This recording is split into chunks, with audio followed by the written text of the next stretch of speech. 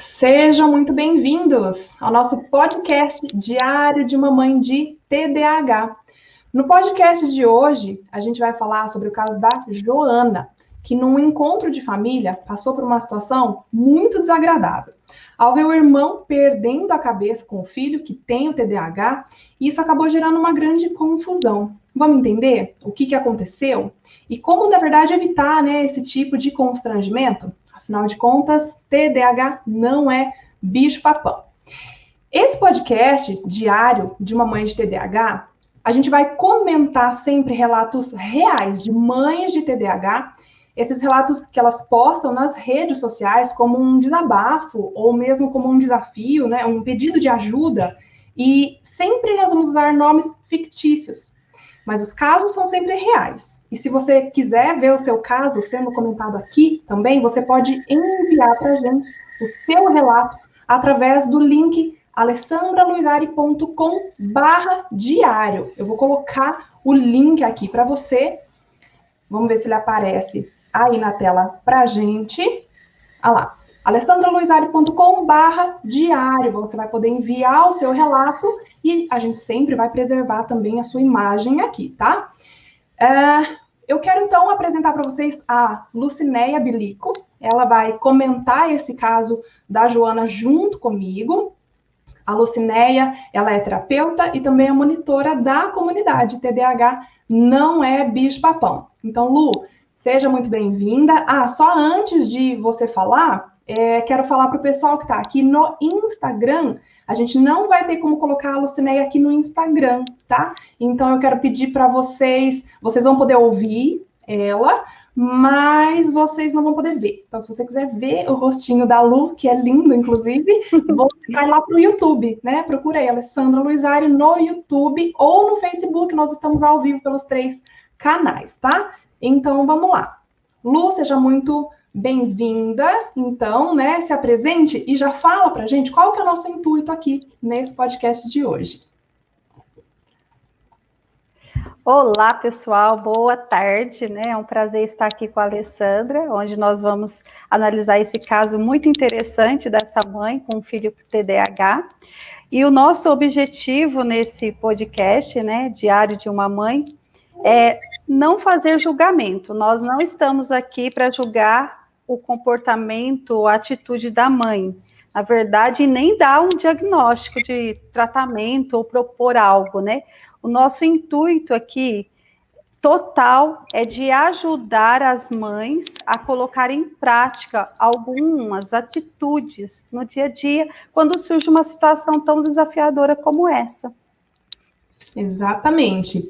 E a Lu vai ler o relato primeiro dessa mãe, então, que ela colocou, no Facebook. Eu não me lembro exatamente de onde a gente pegou, na verdade. E quando ela lê o relato da Joana, você vai perceber, provavelmente, que você não está sozinha. E essa também é uma das nossas intenções aqui, Lu? Que essas mães percebam que, poxa, tem mais gente passando por isso, Então, não, você não está sozinha, vivendo essa situação difícil, Muitas outras mães passam pela mesma dificuldade. E, claro, além, da gente conseguir se unir, então, nesse momento de dificuldade, a gente vai ajudar você aqui. Então, a Lu vai ler agora pra gente e depois a gente vai comentar ponto a ponto que a gente listou aqui do que a gente achou importante nessa história e vamos dar aí, então, algumas dicas de como essa mãe poderia ter tido um resultado melhor nessa situação, tá? Lu, você pode ler pra gente, então, o relato dessa mãe? Que a gente chamou ela aqui de Joana, Então, vamos lá, A leitura do relato, Oi, mamães, tudo bem? Hoje eu venho compartilhar uma situação muito delicada que aconteceu na minha família. Aquela coisa que nem todos entendem como são nossos filhos. Meu irmão foi chamar a atenção do meu filho na casa da minha mãe e falou que não pode, não é não, que você não ouviu? Você tem que aprender. Eu ouvi aquilo da cozinha e me levantei depressa e peguei meu filho de lá da sala e ele começou a chorar porque ama esse tio, que é meu irmão. E ele tinha dado bronca nele. Não passou muito tempo, meu irmão novamente foi chamar a atenção dele, dizendo que ele não podia ir no quintal e disse que não podia sair. Você ouviu ou é surdo? Minha nossa, eu voei até a sala de novo, peguei meu filho e disse: ele não é surdo, mas tem dificuldades, e do meu filho cuido eu. Ai, meu irmão disse que ia embora, porque as coisas não estavam boas, mas ao dar tchau, começou uma troca de ofensas, dizendo que eu tinha que parar de mimar meu filho, que eu tenho que aprender a educá-lo, algo assim. Eu disse para o meu irmão que ele pode fazer o que ele quiser da vida dele, mas quem diz como fala ou não com meu filho sou eu. Eu sou a mãe dele e ponto. Sei que foi a primeira vez que alguém se colocou dessa forma diante do meu filho. Eu fiquei tão chateada. Tratar aquela criança como se não ouvisse, fosse burra, ou como se faltasse educação para ele, da minha parte. Tão delicado, né? Alguém de vocês já passou por isso dentro da própria família? Só um desabafo, porque só nós sabemos o que é renunciarmos nós mesmos para estarmos perto de nosso filho, para que ele entenda o melhor. E não fique ouvindo gritos, só gritos e broncas. Falar não para o meu filho, ele se bate, ele se morde, chora. Estamos eu e o pai repensando tantas coisas na forma de falar, evitando o não e seguindo as orientações da psicóloga como reforço positivo. E não é nada tão simples. Fazer essa reprogramação mental antes de falar para evitar esses comportamentos inadequados do meu filho, com certeza não é fácil, né, gente? Ufa, né? É, gente, um relato e tanto, né? Embora ela descreveu um breve momento aí do que aconteceu com ela, creio que é uma situação que acontece muito frequentemente aí, né? Junto com as mães de TDAH. Principalmente se o seu filho tem também transtornos aí associados, né? Como provavelmente o dessa mãe tem aqui também, e ela até falou ali alguma suspeita. Mas vamos lá, a gente listou então aqui alguns pontos, vamos analisar, e eu gostaria que você que está ouvindo aí a gente, né, só lembrando para quem entrou aqui no Instagram agora, se você quer ver o rostinho da Lu, né, comentando aqui junto com a gente, entra no Facebook ou no YouTube, tá? Mas acho que vocês estão conseguindo ouvir ela aí bem, certo? Então vamos lá, e aí vocês podem ir comentando aqui para a gente também, tá? Principalmente vocês também que estão pelo Facebook, pelo YouTube, a gente vai acompanhando aqui os comentários. Mas olha só, o primeiro ponto que a gente listou aqui importante, que aconteceu nesse relato dela, foi que o irmão chamou a atenção, né, do filho dela. Até aí, tudo bem, né, gente? Porque, afinal de contas, não é só a gente que acaba educando o nosso filho, né? Por mais que a gente ache que é só a gente, não é, né? A gente sempre vai ter várias pessoas nos ajudando aí a educar o nosso filho. Mas a gente já chega, inclusive, nesse ponto, né? Mas ok, ele chamou a atenção do filho. Quando ele chamou a atenção do filho, mesmo sendo de maneira, né, brusca ali, essa mãe ela levantou rapidamente para intervir na situação, né? Conforme ela citou aqui em cima, ó. Quando você não pode, né? Você não ouviu? Você tem que aprender. Eu ouvi aquilo da cozinha, me levantei depressa e peguei o meu filho de lá da sala. Então, o que essa mãe ela fez? Ela levantou, em vez dela tentar encontrar uma maneira de solucionar a solução, ela simplesmente tentou abafar o problema, né? Ela pegou o filho dela e tirou de lá. Claro que na tentativa, eu entendo, né, de solucionar, mas de fato a gente viu aí que isso acabou gerando uma grande confusão. E o que mostra isso aqui pra gente num primeiro momento?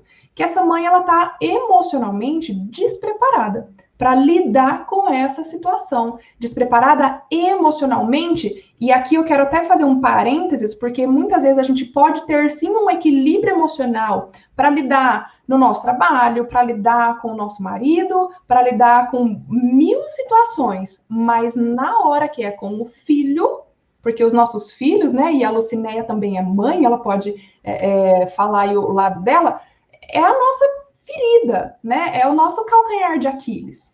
Então, quando o problema é com o filho, isso aflora todas as nossas fragilidades, né, Lu? E essa mãe, a gente percebe que ela não teve esse equilíbrio emocional na hora e ela fez uma atitude de super proteção.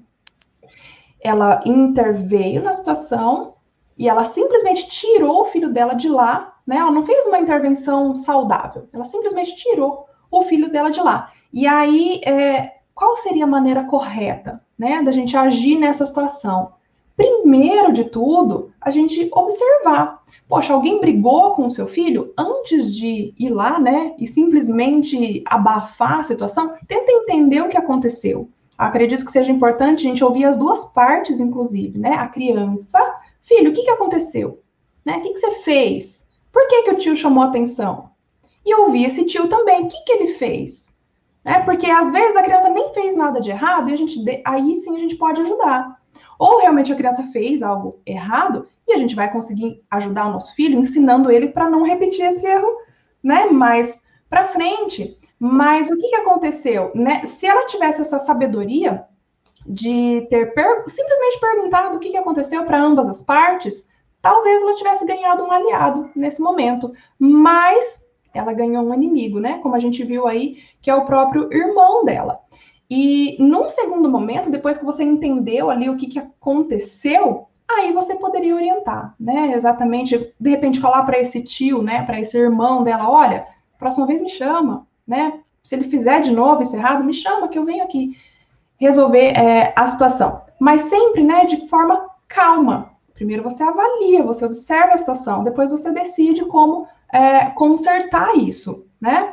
E como que você enxerga isso, Lu? Nesse caso, né, a gente observa a mãe realmente despreparada, né, emocionalmente, e até a gente entende um pouquinho, né, que essa atitude da mãe, né, eu vou lá e vou defender meu filho, né, porque a princípio ela ouviu a situação, mas ela não estava presente na situação.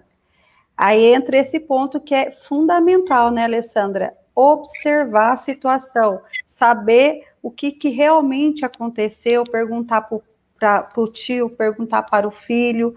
Isso é a maneira mais sensata de se agir numa situação dessa. Mas nesse caso, infelizmente, ela não estava emocionalmente preparada. A gente tende a ter essa atitude sempre de superproteção, né? Principalmente com as crianças que têm o déficit de atenção. A gente já falou isso, eu sempre falo isso, né? Quando eu tenho oportunidade nas aulas, que é uma atitude, é intuitivo da mãe, né? Eu vejo que a criança não consegue fazer sozinha, eu vou lá e tento fazer por ela, né? Mas a gente vai perceber, inclusive dentro do relato da Joana aqui, que isso de fato não ajuda o nosso filho a crescer como pessoa. E a gente também não ajuda ele nas dificuldades que ele tem. Mas vamos lá. A gente entendeu, ficou claro até aqui, né? O que ela poderia ter feito. Mas, de fato, ela já criou um estresse ali, né? Por ter tido aquela atitude tão brusca também. O tio foi brusco, né? E ela também teve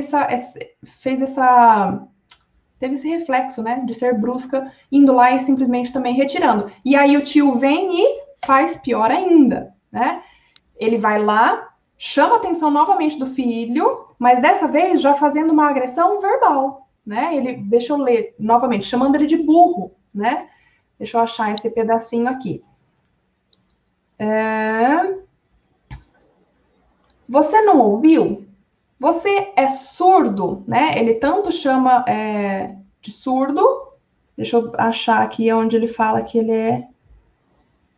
Não passou muito tempo, meu irmão foi novamente chamar a atenção dele, dizendo que ele não podia ir no quintal e disse: não pode sair, você não ouviu? Ou é surdo? Né? Minha nossa, eu vou ir até a sala e peguei o meu filho de novo e disse, né? Vamos deixar essa parte aí para o próximo.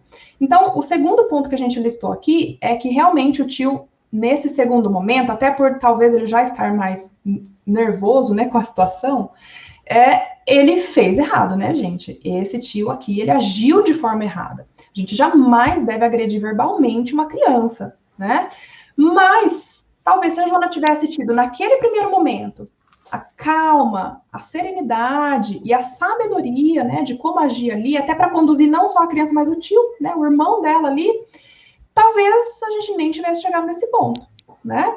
Não sei se vocês perceberam isso, mas talvez a gente nem tivesse chegado nesse ponto, talvez a gente já tivesse resolvido a situação ali, né? E talvez o tio não tivesse tão nervoso, porque o que acontece? Não só a criança, né? O adulto também, quando a gente faz algo, é como se ela tivesse tirado a autoridade dele ali naquele momento. Ah, mas Alessandra, quem é a autoridade sou eu sou a mãe, ele é tio. Mas como eu falei lá no início, né? Todas as pessoas, elas exercem algum tipo de influência sobre o seu filho e todo mundo acha que tem que dar um pitaco, né? O tio acha, a avó acha, o professor acha, todo mundo acha. E não importa se isso é verdade ou não. Para esse tio, foi uma afronta, né? Foi uma afronta. E, claro, ele reagiu de maneira completamente errada, mas porque ele já estava provavelmente se sentindo afrontado, né? A criança, e a criança, né? A gente nem sabe se a criança fez algo errado mesmo ou não, né? Porque ela não conta aqui no relato e provavelmente nem ela sabe se o filho realmente errou ou não, porque ela não investigou, né? Essa situação. Então, esse é um ponto importante, né? Algo a destacar aquilo? Eu percebi assim que, no caso, esse irmão, né, pela forma que ele abordou essa criança, a gente nota que a atmosfera ali daquele momento estava muito tensa, né? Estava muito assim, aflorada as emoções, né? Do tio também, a questão do nervosismo, né? Aquela coisa de nervoso agir pelo impulso. Isso. E aí, isso é muito triste, né? Porque, como nós sabemos, né? Jamais a gente deve desrespeitar qualquer pessoa, ainda mais uma criança, né, gente? Sim, com certeza, porque a criança, ela espelha o que a gente faz. Se a gente está desrespeitando ela fatalmente vai te desrespeitar também. Então, é claro aqui, né, gente, que esse tio errou. Só que eu quero que você pare e pense aqui num detalhe importante. As pessoas, normalmente, elas são reflexivas. Elas refletem o seu comportamento. Tanto o seu filho reflete o seu comportamento, como todas as pessoas que estão à sua volta. Porque, na verdade, gente, vocês que estão aqui assistindo, né? E a gente só dei um lance, né, na aula de ontem, mas nem avisei que a gente ia fazer para ninguém essa live, e vocês estão aqui, né? Vocês já são pessoas diferenciadas, que estão buscando um resultado diferente para o filho de vocês que tem o TDAH, né? Então, assim, só que a maioria das pessoas não é assim. Vocês fazem parte de 2% da população, só 2%, que busca esse desenvolvimento pessoal, busca crescer, busca resolver a solução. A maioria das pessoas, elas não pensam nisso. E aí, o que acontece? Elas simplesmente reagem, elas não agem conscientemente, elas reagem. Então, alguém falou comigo bravo, eu vou e rebato. Alguém falou tranquilo, tá tudo certo, né? Agora, você que tá aqui, você pode ter o controle dessa situação. Saiba disso, pelo menos, né? A gente talvez não tenha como dar detalhes hoje aqui, porque a gente tá comentando o relato, né, Lu? Mas saiba que você pode ter o controle dessa situação. E aí a mãe, ela fala assim, né, partindo aí para o próximo ponto, eu voei até a sala, vocês lembram, né, do que ela falou? Deixa eu buscar essa parte de novo. Não passou muito tempo. Você é surdo? Ah, minha nossa, eu voei até a sala de novo, peguei o meu filho e disse, ele não é surdo, mas tem dificuldades. Então, vamos lá. Vamos voltar no voei. Essa mãe, ela voa, gente, até a sala novamente. E quando ela usa essa expressão, a gente entende aqui que ela não está indo lá para resolver a situação. Ela está indo lá para brigar, né? Está indo lá para brigar pelo filho dela. E a gente compreende isso, né? Entendendo que ela não estava preparada para resolver essa situação, ela está indo lá simplesmente para defender com unhas e dentes. E até antes, né, da gente entrar na live aqui, eu estava comentando com a Lu que é meio que aquele instinto de leoa, né? E quando a gente desperta esse instinto de leoa que a gente tem dentro da gente, né, como mãe, a gente, de fato, desperta esse lado mais instintivo, mais animal que a gente tem, e a gente não raciocina. Aí, gente, é o nosso cérebro emocional que está agindo, né? E quando o cérebro emocional, a nossa mente emocional, ela entra em ação, a mente racional perdeu vez ali, né? Não, uma coisa não tem como as duas funcionarem juntas, né? E aí, quando ela voa, então a gente percebe isso, que, poxa, ela já foi para brigar. E é justamente isso que ela encontra, né? O tio começa, ali inicia-se uma discussão, de fato. Até então, era um climão, né? Um climão ruim. Aqui a gente, de fato, iniciou uma discussão, né? Então, para quem está entrando agora aí no Instagram, gente, se vocês quiserem ver a Lucinéia participando aqui, né? Corram lá para o Facebook ou para o YouTube, tá bom? Porque a Lu não, para a gente garantir a qualidade da nossa transmissão, a Lu não entrou pelo Instagram, tá? E aí, o que acontece, né? Essa atitude super, super protetora de novo, né, Lu? Exatamente. Emocional, e quando a gente não quer resolver pacificamente, né, uma situação, a gente não consegue, de fato, resolver essa situação. Até costumo dizer o seguinte, Alessandra, tudo começa, as nossas atitudes, nossos comportamentos começam com o tom da nossa voz, né, da nossa conversa. Então, se a gente quer que algo termine bem, temos que começar falando bem. Mas se a gente começa o negócio já ficando bravo e querendo ir para cima, né, a tendência é terminar mal, não tem como. A ação, né, cada ação tem uma reação. Então, se a minha ação é nervosa, automaticamente o outro também vai ter uma reação nervosa. O ser humano praticamente tem essa tendência, né? Nós temos essa tendência, ainda mais quando se trata dos nossos filhos. A gente tem essa força interior que a gente perde um pouco a razão, vai mais pela emoção. E aí faz o sábio agir como doido mesmo, né? Tipo, uma mãe que aparentemente tem um equilíbrio, de repente ela perde, porque ela deixa as emoções falarem mais alto. Exatamente isso que a gente percebe aqui, né? E um ponto importante aqui, gente, se essa mãe ela soubesse como agir lá naquela primeira situação, ela provavelmente saberia como agir aqui também, né? Que é entendendo de novo o que aconteceu, pera lá, existiu realmente um problema? Meu filho errou aqui? Sim, não, né? Tio, vem cá, me ajuda, né? Ela já teria ganhado um aliado ali, mas nesse momento ela conseguiria, entendendo o que aconteceu, orientar o filho dela. Será que o filho dela sabia que não podia ir até o quintal? Talvez ele não soubesse, né? E se ele não sabia, existia uma falha de comunicação aí de alguém. De repente, essa falha nem era da mãe. Ela não estava na casa dela, né? Vocês lembram que ela não estava na casa dela? Ela estava num almoço de família ou num encontro de família e ninguém avisou essa criança que ela não podia ir no quintal.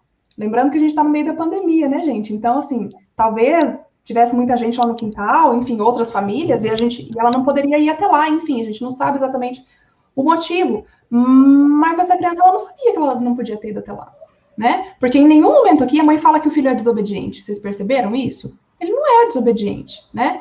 E ela não relata isso aqui. Se ela não relata, provavelmente ela não percebe isso no filho dela. Só que por que ele desobedeceu? Porque ele não foi bem orientado.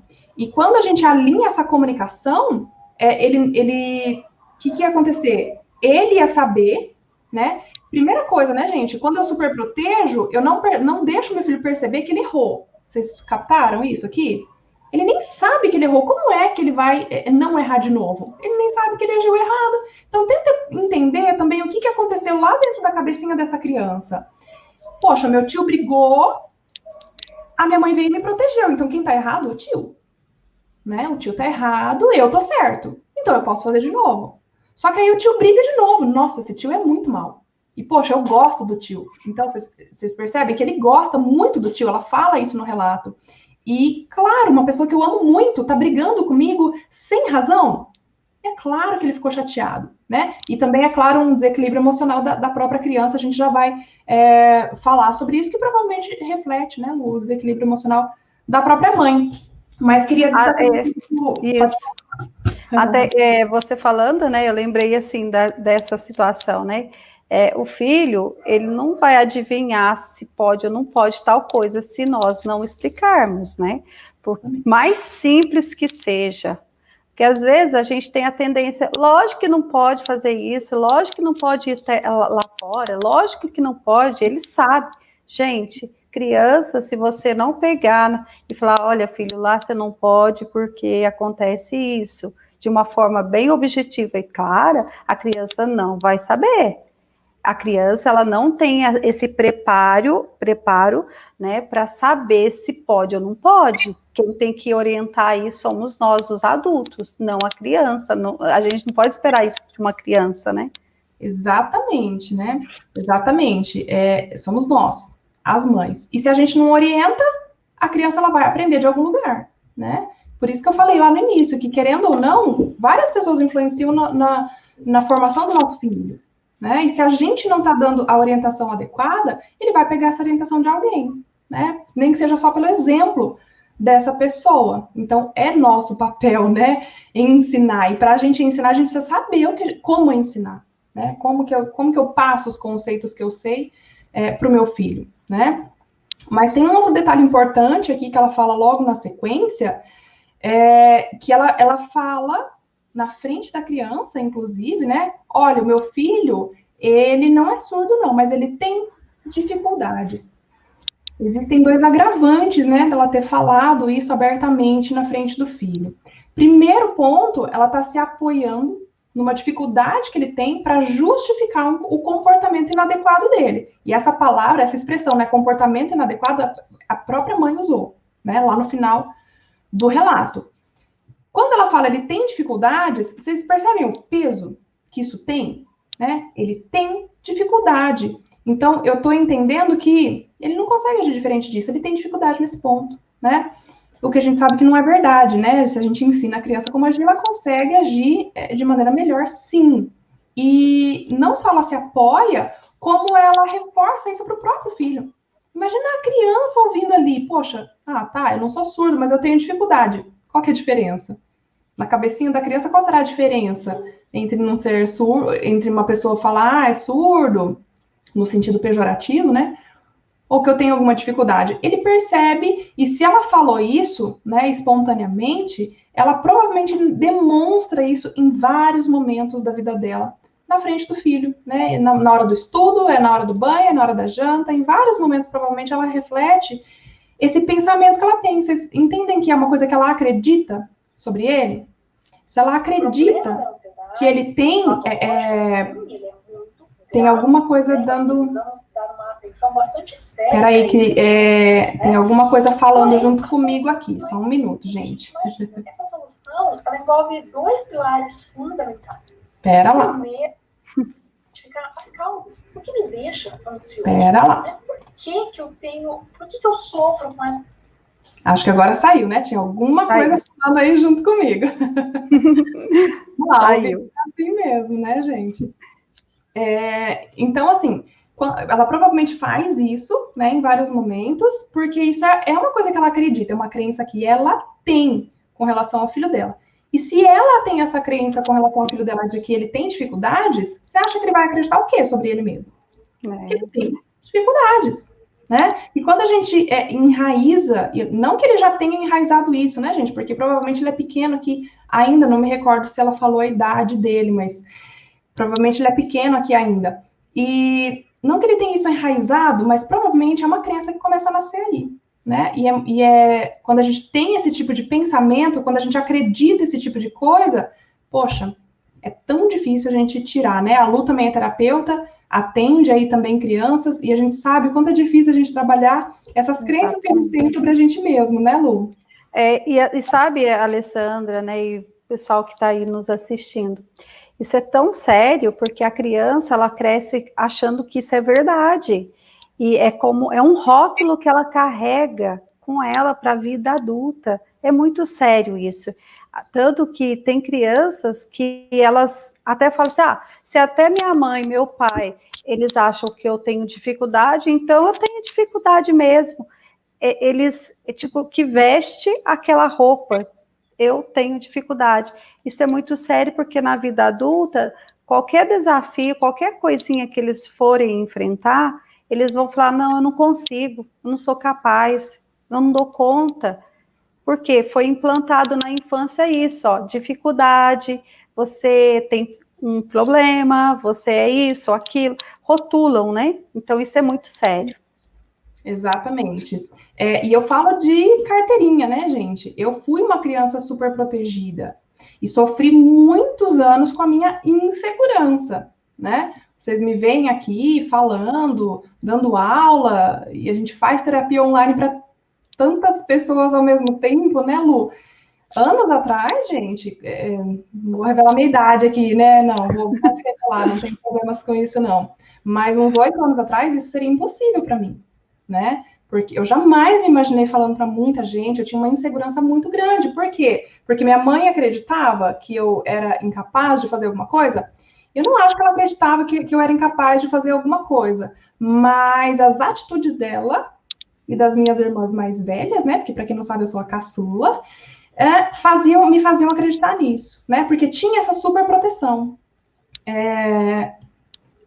Então, gente, eu vivi na pele isso, né? Eu sei o que eu tô falando aqui para vocês, não só, né, da minha formação, mas inclusive de vivência. E, de fato, quando a gente tem essa atitude de superproteção e a gente não ensina o nosso filho como ele deveria se comportar ali, ele nem sabe que ele errou, quem dirá aprender a não errar, né? A agir de maneira correta. Então, uma coisa que eu preciso que vocês entendam aqui, em primeiro lugar, essa dificuldade que o TDAH tem de seguir regras, ela não vem exatamente do TDAH. Ela vem dessa falha na comunicação. Ela vem dessa super proteção que a gente exerce com o nosso filho, né? Ficou claro isso aqui? Sim ou não? Coloquem aí nos comentários, né? Meu filho parece não entender nada que eu falo. Ele tem 2 anos e 10 meses. Eu tenho muita dificuldade. A Ivani falando aqui, né? Ivani, ele ainda é pequenininho, né? Mas ele já se comunica verbalmente? Ele fala? Já, né? Então, a gente precisa alinhar essa comunicação. Sempre, né? A gente pode até dar algumas dicas no final, né, Lu? Mas sempre a gente entendendo que o comunicador é quem tem a responsabilidade da comunicação. Se o seu filho não está entendendo, tudo bem, ele é pequeno, não sei se você tem alguma suspeita, né, de alguma coisa, de repente existe até uma suspeita, né, de um autismo, alguma coisa assim, mas normalmente não é o que está por trás, tá? Normalmente é uma simples falha na comunicação que quando a gente corrige o problema, tá? Mas pode ter alguma dificuldade real? Pode, de repente essa criança ela tem poxa, não está aprendendo a ler, ela tem uma dislexia, ou ela tem um autismo, ok, aí são problemas, dificuldades reais. Mas normalmente não é isso que acontece, né? Normalmente a dificuldade é uma dificuldade que a gente cria, né? Vamos dizer assim. Simplesmente por não saber agir, tá, gente? Como a gente falou lá no início, não tem julgamento nenhum aqui. A gente está tentando ajudar vocês a agir de uma melhor maneira, né? Com o seu filho aí TDAH, para que você tenha um melhor resultado, né? Eu espero que você esteja anotando aí tudo que a gente está falando aqui, porque são dicas de ouro, inclusive, né? E vamos ver a próxima, né? Etapa aqui. O irmão decide, então, ir embora, né? Depois que a mãe fala isso para ele, aí o clima realmente fica pesado e o irmão decide ir embora. E se inicia uma nova discussão, né? Onde o irmão, daí sim, ele começa a julgar a Joana, que a gente chamou de Joana aqui, né?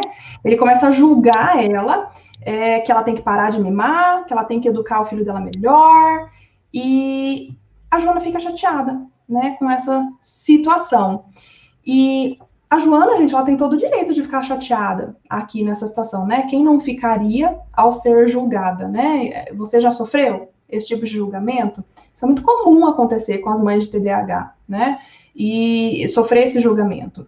E ela tem todo o direito, né, de ficar chateada com essa situação. Afinal de contas, o filho dela não só aconteceu essa situação desconfortável, como ele foi realmente agredido verbalmente, né? O que é totalmente inaceitável, né? Eu diria.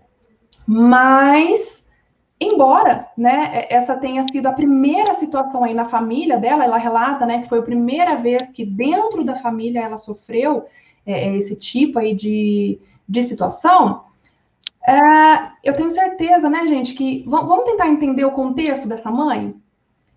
Quem é mãe de TDAH sabe que o dia a dia não é fácil. Eu tenho certeza que você tem muitas dificuldades, que o seu dia é cansativo, é estressante, você vive cansada, né? E você não tem provavelmente apoio das pessoas, e você tem que falar 1000 vezes para o seu filho te obedecer. E é uma somatória de coisas que vem contribuindo para o desequilíbrio emocional dessa mãe, né? É uma somatória de coisas que a gente entende, né? Porém, como eu falei, a gente tem como resolver tudo isso, né? E então, certamente, gente, a Joana ela tem uma vida muito complicada e a gente compreende, né? E aqui fica claro também a expectativa que a Joana tinha de que a família compreendesse que o filho dela tem o TDAH, né? E a gente falou, inclusive, na aula de ontem, né? Não sei se está no ar ainda ou não, mas só lembrando que a gente está tendo lives todos os dias, né? Essa semana e a próxima. E não perca, né? Então, porque a gente não sabe quais vão ficar no ar, quais não vão, enfim. Mas na aula de ontem eu falei um pouco sobre isso também, que a gente tende a ter muitas expectativas sobre a aceitação, né, do nosso filho. Então, a Joana, né, ou as Joanas que estão nos assistindo aí, o meu conselho é diminuir essa expectativa. Não espere que as outras pessoas vão compreender o que você passa. Elas não compreendem. Mesmo, muitas vezes, a gente não tem essa compreensão nem dos próprios profissionais, né? Nem do próprio médico que acompanha. A gente tem tantos casos de mães, né, Lu, da nossa comunidade. A Lu, como monitora da comunidade, ela acompanha de perto as mães. Quantas vezes a gente já não viu mãe falando? Acho que o mais recente foi da Cíndia, que o médico vira para você e fala, não, seu filho ele não tem nada. O problema está com você, né? Vai procurar ajuda você, deixa eu atender você, né? Não, seu filho ele é ativo, né? Uma criança saudável, ativa, não tem nada de errado com ele, né? E muitas vezes a criança tem, sim, o TDAH e o médico não tem experiência para diagnosticar, enfim, e acaba, né? A mãe se sente, além de sobrecarregada por toda essa situação, sozinha. Né? Até essa situação é tão real, né? Cada dia que passa tem aumentado ainda mais essas questões, né, da criança. E é muito triste também a gente observar, Lê, recentemente eu tive uma oportunidade de saber que o meu irmão, ele, na verdade, ele tem o autismo leve, mas ele tem 32 anos que ele veio a descobrir agora. Olha isso, né? Porque lá atrás o diagnóstico nunca foi esse, porque ele era uma criança ativa, não, para minha mãe falou, né? Não, ele não tem nada. Isso é coisa da sua cabeça. Normalmente os médicos falam muito isso, né? Mas aí pare e pense um pouquinho. Quem convive com a criança 24 horas? Quem está ali no dia a dia? É a mãe. Então, se a mãe percebe alguma coisa que não está legal, gente, primeira coisa, não se sinta diminuída por isso. Não se sinta, puxa, que triste, só eu que estou passando por uma situação dessa. Aceite a situação e vai à luta, porque você é guerreira, você consegue, sim. Mas não desista do seu filho, né? Diante de um diagnóstico. Pelo contrário, né? TDAH não é bicho-papão, tem como melhorar muito a situação de uma criança. Muito, né? E uma das maneiras, né, Lu, que é inclusive algo que a gente ensina com muita profundidade lá dentro da comunidade, é não só a mãe diminuir a expectativa, né, com relação às outras pessoas, mas essa mãe, ela tem como conquistar um poder de influência sobre essas outras pessoas também. Né?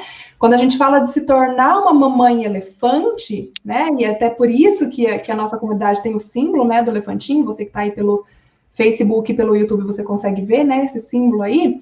Quando a gente consegue se tornar uma mamãe elefante, quando a gente consegue exercer esse papel de liderança sobre o nosso filho, quando a gente aprende esse caminho, né, de como influenciar o nosso filho de maneira positiva, na verdade, a gente pode aplicar isso para qualquer pessoa.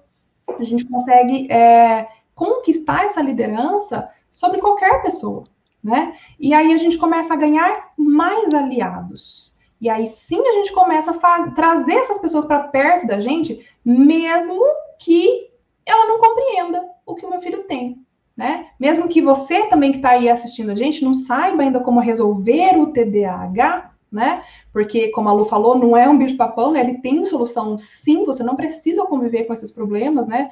Pro resto da vida, mas ainda que você não saiba nada disso, se você conquista um poder de influência sobre as pessoas que estão à sua volta, você traz elas para o mesmo time, né? Para de jogar contra, a gente começa a jogar todo mundo no mesmo time, né? E a gente, o caminho é o mesmo, né, Lu? Eu tenho certeza que quando a Lu aprendeu aí a conquistar a liderança com o pequeno dela, melhorou a situação com o marido aí também, né? Aconteceu comigo aqui e acontece com todas as mães, né? Com certeza, né? Porque o que ajuda muito, né, gente, ó, a gente desenvolver ou cultivar a inteligência emocional. Então, a inteligência emocional é fundamental para qualquer relacionamento, não é só com filho, TDAH, não é qualquer pessoa. E aí, dentro, né, da plataforma, né, Alessandra, nós aprendemos como que nós podemos fazer isso no dia a dia, na prática. Não só assim, eu aprendi isso hoje, mas será que funciona? Funciona sim, se colocar em prática, funciona. E melhora o relacionamento em todos os aspectos mesmo. Sim, com certeza. E como que quando que a gente atinge esse ponto, né, de conquistar esse poder de influência sobre as pessoas? Quando as pessoas elas enxergam em você verdade. Quando elas enxergam atitudes íntegras, né? Então, o simples fato dessa mãe ter falado para o tio, olha, se ele errar de novo, né? Imagina que ela tivesse feito aquele olhar de observação, que ela tivesse investigado com equilíbrio emocional aquela situação, e ela realmente chegou à conclusão que o filho errou, né? E ela instruiu o filho a agir corretamente da próxima vez. Então, olha, não pode ir no quintal, tá? Então é aqui que você tem que ficar.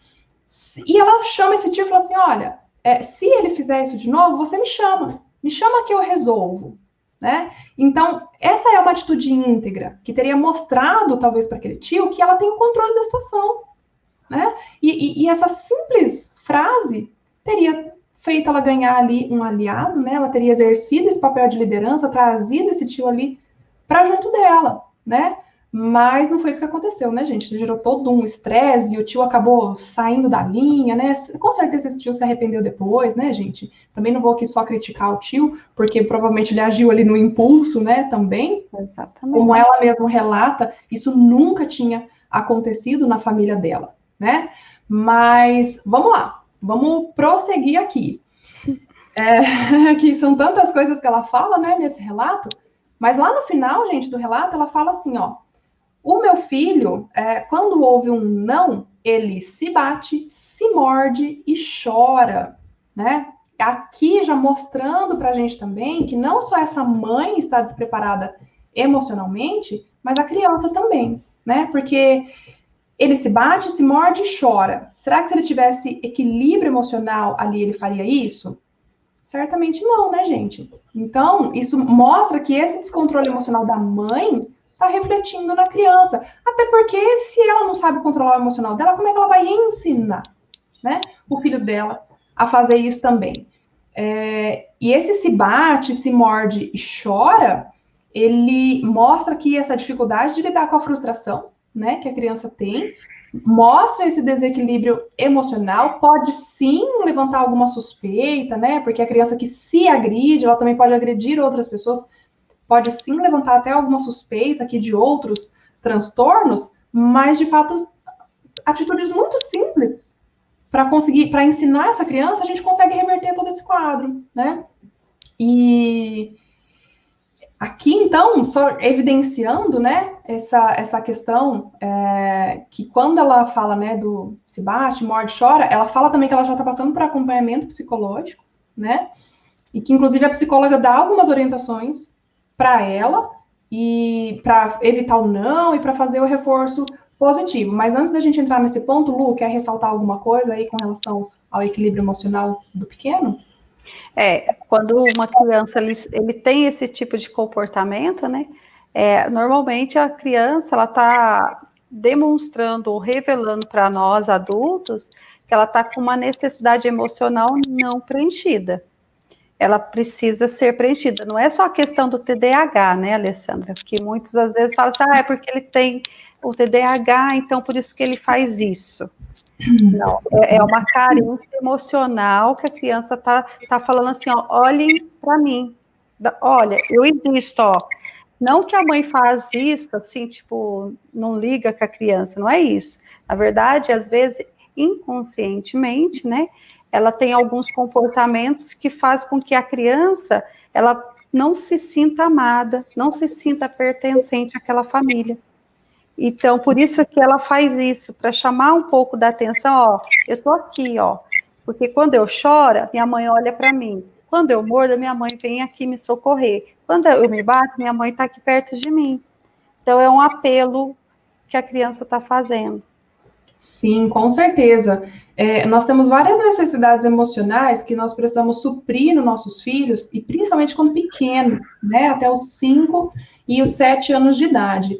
E uma dessas necessidades é justamente de deixar a criança se expressar, né, expressar as emoções dela com segurança. Quando a gente faz essa atitude de superproteção que a mãe teve, nem isso a gente está permitindo, né? E quando ele chora, quando ele se morde e tal, essa mãe, ela acaba suprimindo, né? Ela acaba suprimindo isso tudo, mas ok, talvez ele resolva ali, né, a intenção positiva por trás, né, que ele tem, que é de conseguir a atenção da mãe e tal, mas a gente percebe que a gente não tem como entrar tão a fundo, né, senão a gente vai extrapolar o nosso horário aqui, mas a gente percebe várias necessidades emocionais aqui não supridas, né, Lu, dessa criança.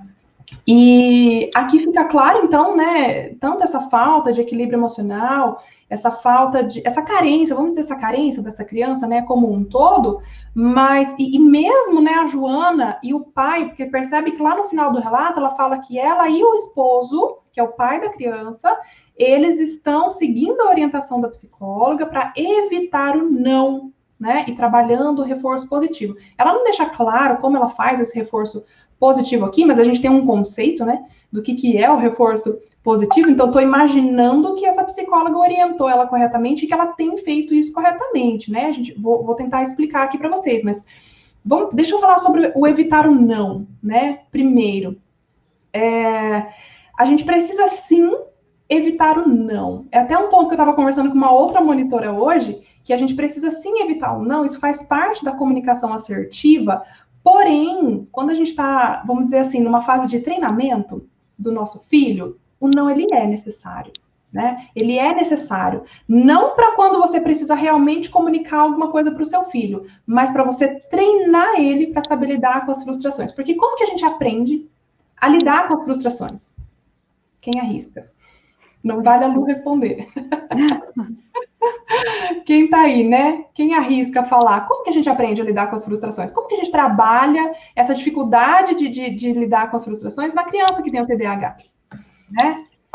Bom, vou responder, já que tem um delay aí, né? Na verdade, entre a nossa fala e a fala das meninas. Lidando com as frustrações, né, gente? É passando por isso. Mas, nossa, mas meu filho não consegue. Olha lá, a Lia se arriscou, né? Vivendo a frustração. Inclusive, já vou ler os seus outros comentários, tá, Lia? Vivendo a frustração. Só que quando que eu tenho que propor essa frustração para o meu filho para ensinar ele a lidar com isso? De preferência num ambiente controlado, né? Você propondo você fazendo de propósito, né? Vamos falar o português claro. Você fazendo de propósito, você frustrando ele de propósito, né? Porque, de fato, gente, quando eu evito o não, eu acho muito louvável isso, e como eu falei, isso faz parte da comunicação assertiva, e isso vai trazer um resultado, sim, positivo, dentro do relacionamento mãe e filho, pai e filho, só que eu também preciso entender que lá fora, ele vai ouvir muitos nãos. Ele vai ouvir não do tio, como ele ouviu, ele vai ouvir não da avó, ele vai ouvir não na escola, dos amigos, do professor. Na vida adulta, ele vai ouvir não no trabalho, no casamento, e aí? Ele tem que aprender a lidar com esse não, né? Então, claro, a gente precisa sim construir esse relacionamento com a criança, mas eu também preciso ensinar ele a conviver com o não, né? Como? Tendo o equilíbrio emocional dele. Ouviu não? Não é para se desesperar. Pensa no que fazer, né? Então, esse é um ponto bastante importante, porque ela fala aqui, como eu falei, né? Ela não deixa claro como é esse reforço positivo aqui, né? Então, nem vou entrar em tanto detalhe aqui, porque não ficou claro como ela faz isso. Mas o evitar o não é parte da solução, né? É parte da solução, não é a solução completa, né, Lu? O que você... Exatamente. Até nessa questão, né, do não, né? O não, ele faz parte da vida, isso é fato, né? E quando a mãe, nós, né, mães, super protegemos os nossos filhos, o que acontece, né?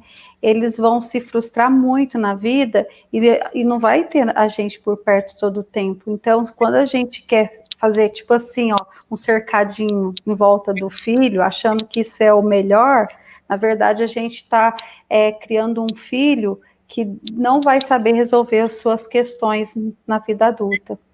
Então, hoje, o não faz parte. Então, a gente precisa ensinar que o não faz parte da vida, que o não é não, o sim é sim, mas de uma forma bem assim, de acordo com a idade também, né, Alessandra? Para a criança entender. Porque senão também falar não, não, mas não explicar, não adianta nada. A criança, para ela, não faz sentido. Então, sim, temos que ter isso em mente, né? De acordo com a idade, a gente tem que usar um tipo de linguagem para atingir o coraçãozinho da criança. Exatamente.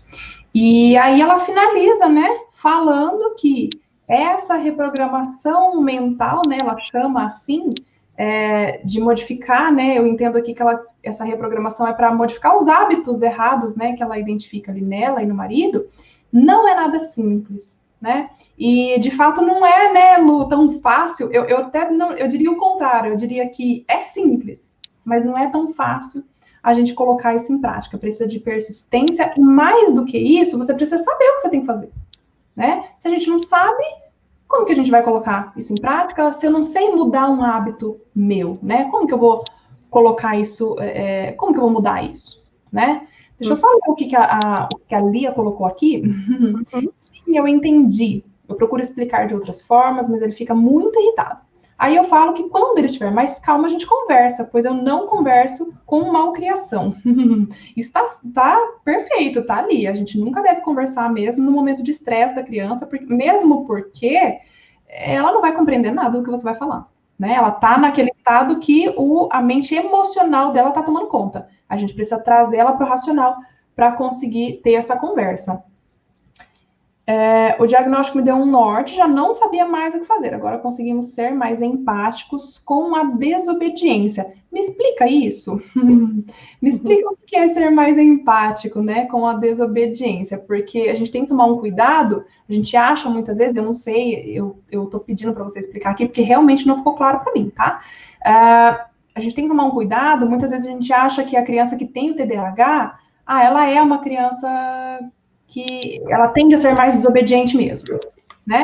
Não, a gente precisa acertar a nossa comunicação. Só que ele é pequenininho ainda, né? Então, nessa fase de 2, 3 aninhos, e a Lu, né, passou por isso mais recente ainda que eu, que o filho dela é menorzinho ainda que o meu, a gente tem que ter muita paciência. E a gente vai explicar a mesma coisa 1000 vezes, né? Até isso se tornar um hábito para eles. Mas quando ele perceber que a sua palavra é sempre a mesma, você pode ter certeza que você já começa a estabelecer um padrão de comportamento nele. Porque ele sabe que a sua resposta vai ser sempre a mesma, né? É aquele negócio que a Lu falou, né? O sim é sim, o não é não.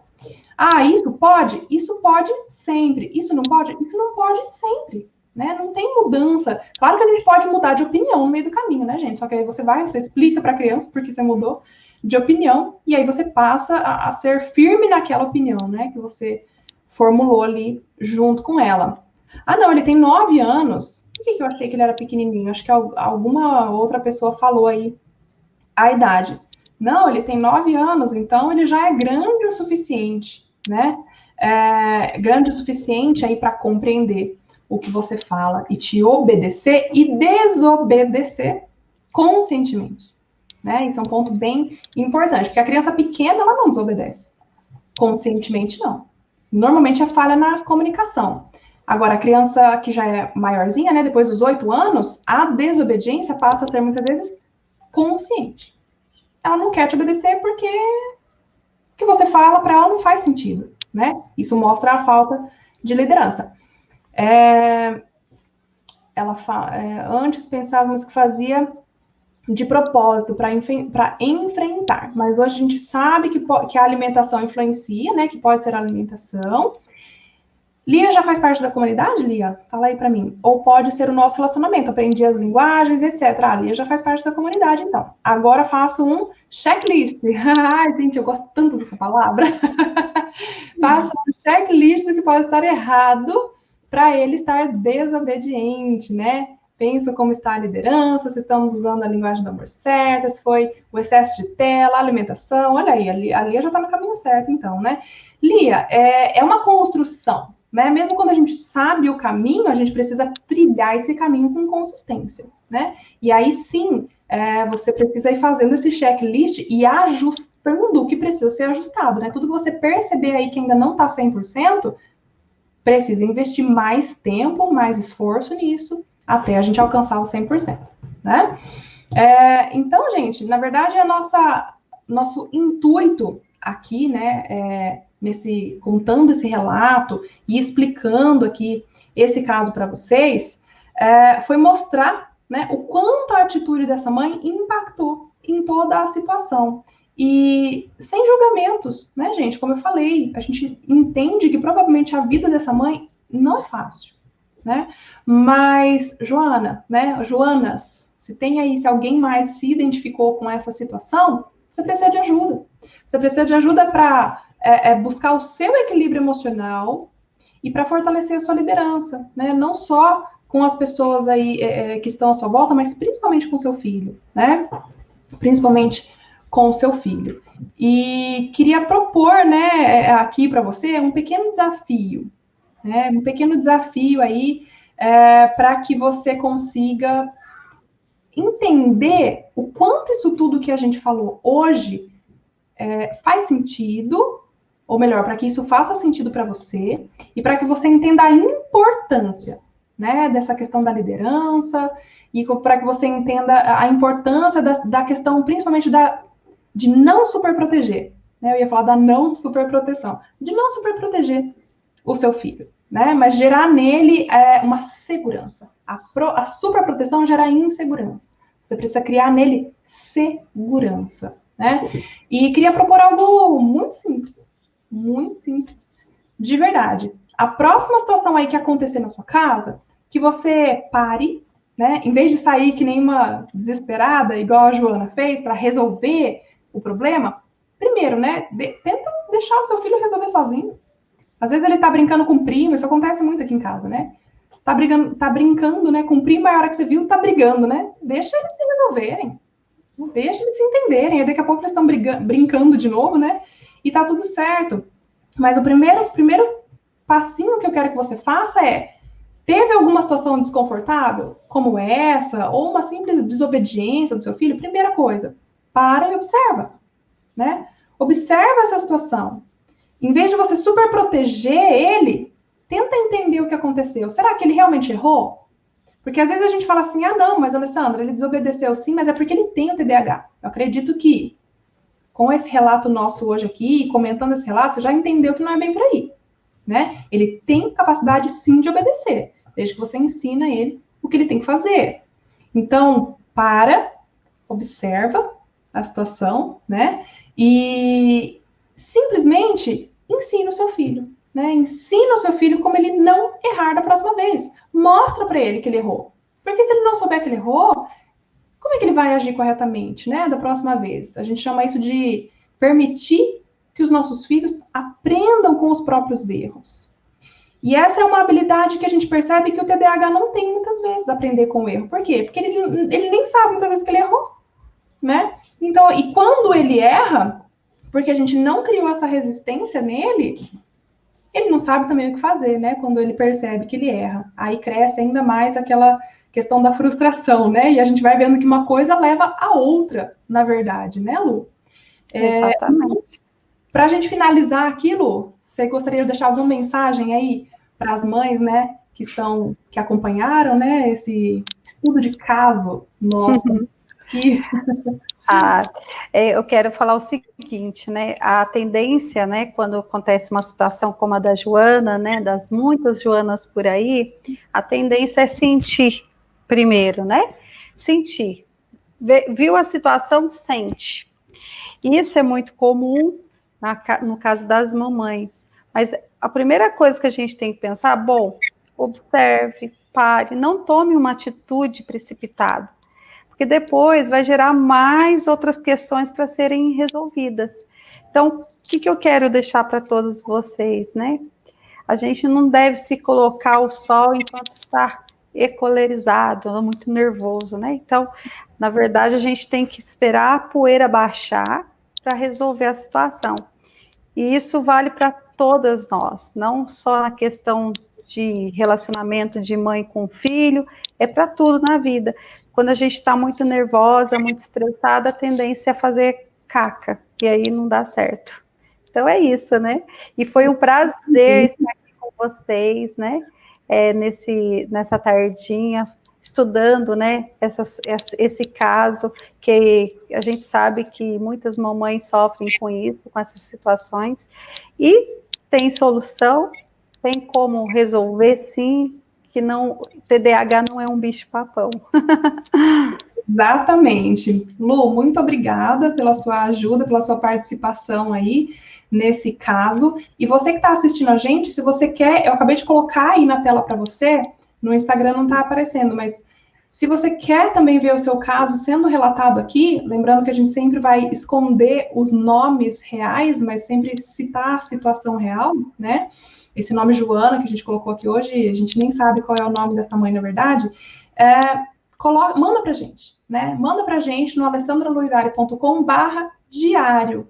E eu e a Lucinéia vamos trazer aqui o seu caso, a gente sempre vai escolher um caso, né, que seja mais comum, e vamos trazer aqui sempre para discutir junto com vocês e encontrar como entender, né, como a gente pode resolver aquela situação, ou como, né, você poderia prevenir aquilo de acontecer, enfim, cada caso, né, vai ser um caso, mas aproveita e deixa então aí o seu comentário, né, pra gente, falando se foi legal, se você gostou, se enriqueceu você, né, de alguma maneira, tudo que a gente colocou aqui hoje, né.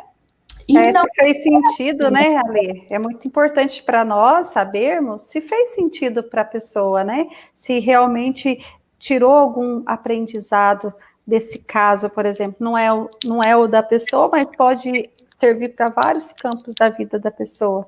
Então, deixe aí o comentário para nós, né? Falando o que vocês acharam, deem sugestões, que para a gente é importante. Tá bom? Isso. Essas sugestões vocês podem mandar tanto aqui, né, no comentário, pode já deixar aí, quanto você pode mandar também lá no alessandraluizari.com/diário, tá bom? E não esquece, se você ainda não está seguindo aí o canal, né, seja por onde você está assistindo, já aproveita, segue, né? Se você está pelo Instagram, já segue a Lu também, né, a Lucinéia. Como que tá lá, Lu? Lucinéia Bilico? Bilico, isso. Lucinéia Bilico. Isso. Deixa eu tirar aqui para aparecer o nominho dela aí para vocês. E toda semana nós estaremos aqui, né, contando um novo relato para vocês, sempre às terças-feiras, não sei se nesse mesmo horário, né, mas vai ser sempre aí às terças-feiras a princípio. Então é isso, gente. Beijos no coração para vocês e até mais. Beijo, até mais.